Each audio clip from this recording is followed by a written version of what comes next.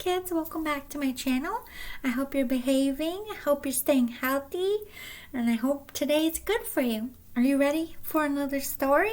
Today we're reading Sophia and the Purple Traveling Case. It's going to be super fun. If you need a drink, a snack, blanket, if you need to get comfy, hit the pause button and play it when you're ready. If not, we'll get right into Sophia and the Purple Traveling Case. Are you ready? I wonder what this one's about. Aunt Stella, you're finally here, exclaimed Sophia. She hugged her favorite aunt. I'm so happy to see all of you, said her aunt as she dragged in a purple suitcase decorated with pink flowers. Let me carry your suitcase to the guest room, said Sophia's dad.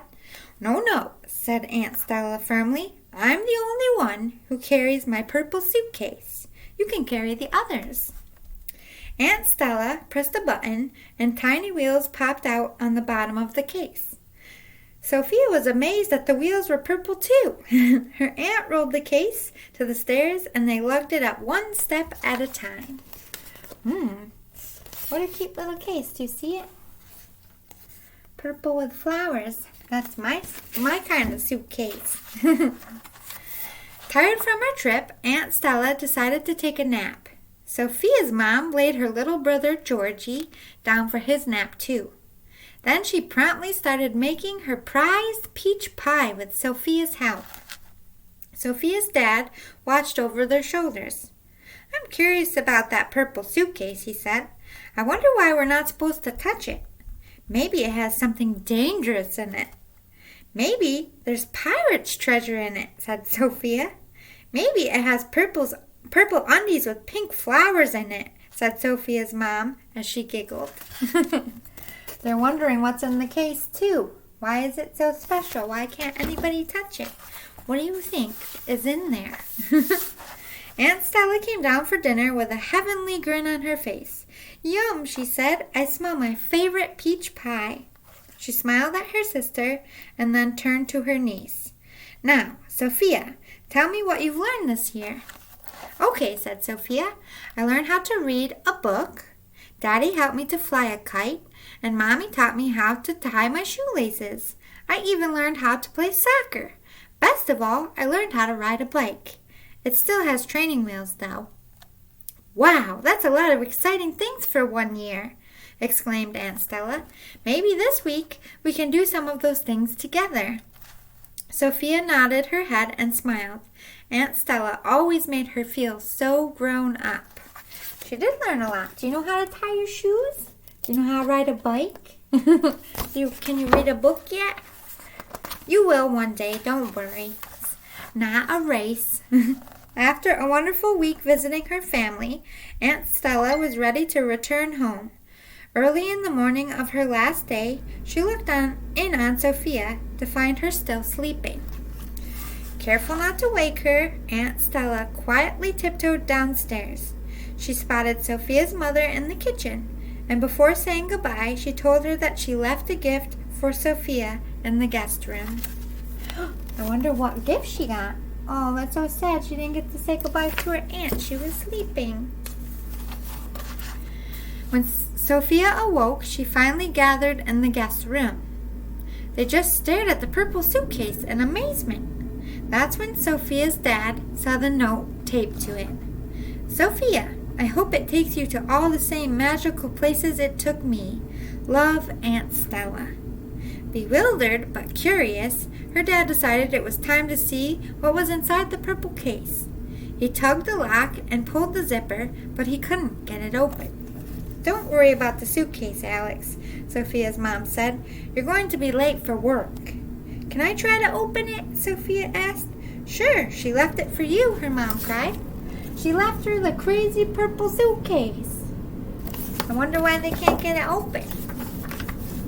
Sophia rolled the heavy case into her room and placed it on the bed. Then she touched the lock. The case opened as if her touch was magic. One of Aunt Stella's colorful scarves was inside, but Sophia thought she saw something else under it. As she moved the scarf, there was a giant whooshing sound, and she fell headfirst into the case. Suddenly, Sophia landed hard on the ground. She stood up to see she was in a green field filled with pink flowers. There was a blue pond and a castle in the distance. It appeared someone was waving to her from the window of the castle. It was Aunt Stella, she thought out loud. Sophia wasn't sure where she was, but she knew Aunt Stella could help her, so she ran toward the castle, leaping over clumps of flowers and grass along the way. She fell into the suitcase, and look where she is. It's a magic suitcase. No wonder why nobody could touch it. It's magic. Sophia entered the castle and began walking from room to room in search of her aunt.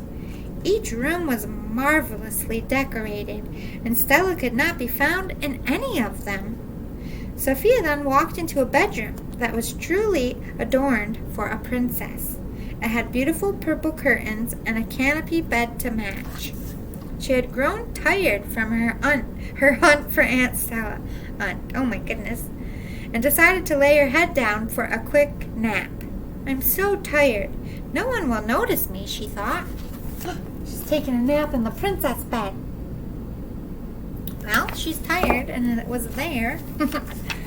When Sophia awoke, she was at home in her own bed. Wow, how did that happen? Sophia thought.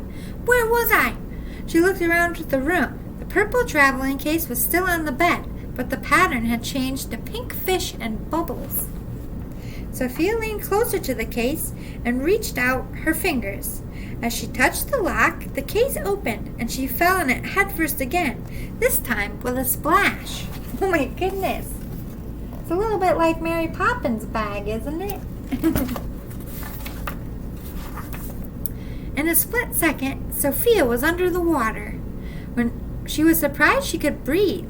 When she looked back, she could see that she had a mermaid's tail. No wonder I can swim so fast, she thought. In the distance, she could see a beautiful coral reef. There, she saw the Sea King. He was a large octopus surrounded by mermaids who appeared to adore him. Wait, is one of those mermaids Aunt Stella? She wondered. Is it really her? Kind of looks like her, doesn't it? Look at all the mermaids. How cool. I would love to be a mermaid for a day. Sophia moved in for a closer look, and the mermaids scattered to hide. The Sea King eyed her suspiciously and asked what her business was in the Sea Kingdom. I thought I saw my aunt, said Sophia. She looked like one of your mermaids. Impossible, exclaimed the Sea King. They are all my daughters. You must leave now. The Sea Kingdom is no place for you. The Sea King waved Sophia away with his tentacles. With that, Sophia opened her eyes. She stretched out and realized her foot was hitting the purple suitcase. It was still on her bed. It must have all been a dream, she thought. She glanced at the clock. It was time to get up for the day.